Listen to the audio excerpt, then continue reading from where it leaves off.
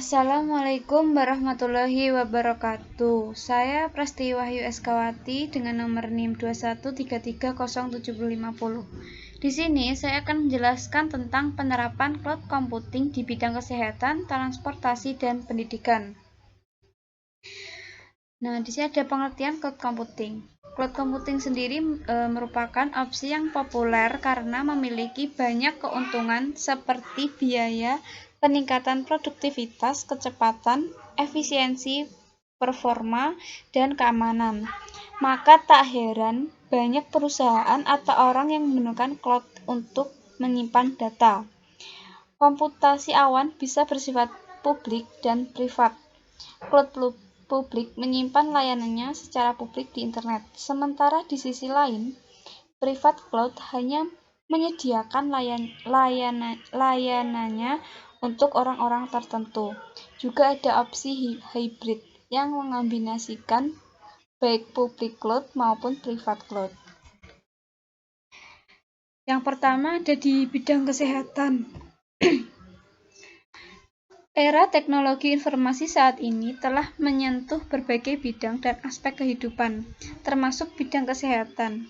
Pelayanan kesehatan merupakan salah satu bidang yang telah berhasil mengembangkan teknologi tersebut. Penerapan teknologi informasi di bidang kesehatan ini diyakini dapat memberikan berbagai manfaat bagi penyedia layanan kesehatan. Sebagai contoh, penerapan cloud computing untuk bidang kesehatan di Indonesia masih tergolong baru, namun teknologi ini sudah lama dipakai pada negara-negara maju. Perlu adanya edukasi serta pelatihan kepenggunaan lokal untuk mengantisipasi adanya kekhawatiran tentang masalah keamanan dan privasi. Dunia kedokteran pada abad milenium telah mendapat dukungan dari perkembangan teknologi informasi. Beberapa di antaranya adalah CT scan yang dapat menggambarkan struktur bagian dalam tubuh manusia. Salah satu teknologi dari cloud computing yang digunakan adalah telemedicine, yaitu pelaksanaan di bidang kesehatan jarak jauh. Hal ini mencakup bentuk pengobatan yang memanfaatkan media untuk berinteraksi antara dokter dan pasien. Penerapan cloud computing di bidang kesehatan ada telemedicine. Teknologi ini memungkinkan dokter berkomunikasi dengan pasien untuk melakukan berbagai macam layanan pengobatan melalui media internet. Telemedicine juga didefinisikan sebagai transfer data media elektronik dari salah satu lokasi ke lokasi lainnya via online. Adapun manfaat lain yang ditawarkan yakni mengatasi persebaran tenaga medis atau ahli kesehatan. Dokter yang sudah profesional yang persebarannya tidak merata di setiap daerah yang ada di Indonesia.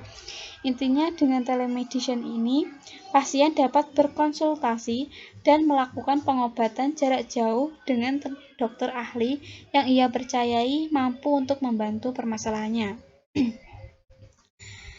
Yang kedua ada di bidang transportasi. Penerapan cloud computing bidang transportasi. Penerapan cloud computing dalam bidang transportasi memberikan pengaruh positif. Dengan menggunakan cloud computing dapat meningkatkan layanan khususnya percepatan dan kemudahan layanan para pengguna jasa.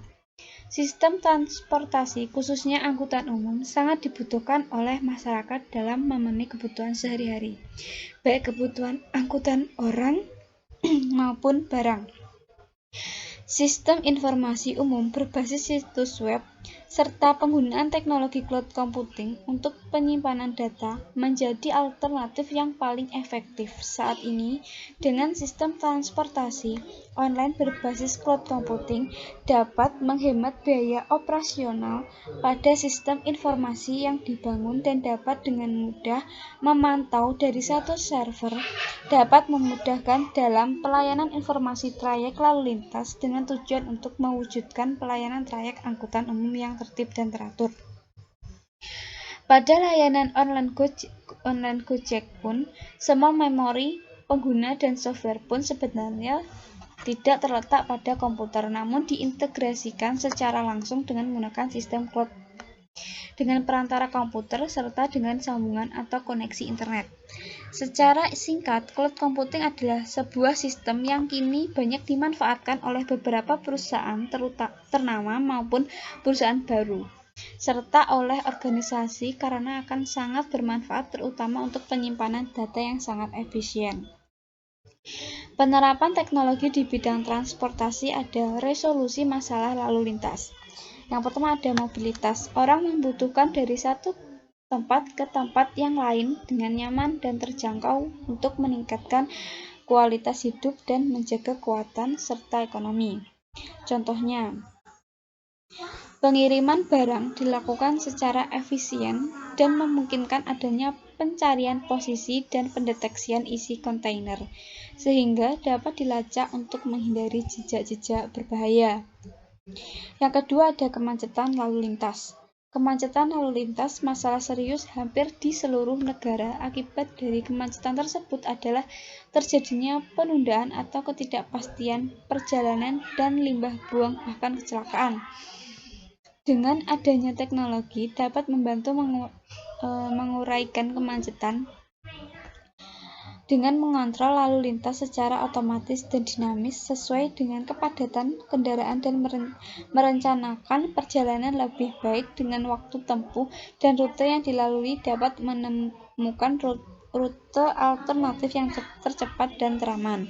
Yang ketiga ada infrastruktur transportasi. Sistem transportasi modern biasanya lebih kompleks karena beberapa alat atau komponen saling terhubung dan berkaitan dengan yang lainnya. Manajemen yang efektif dari sistem transportasi cerdas modern yang dibutuhkan informasi yang lebih baik, lebih cepat dan lebih lengkap tentang sistem yang sudah ada dan sistem yang akan dibangun, serta manajemen dan alat kontrol yang lebih baik.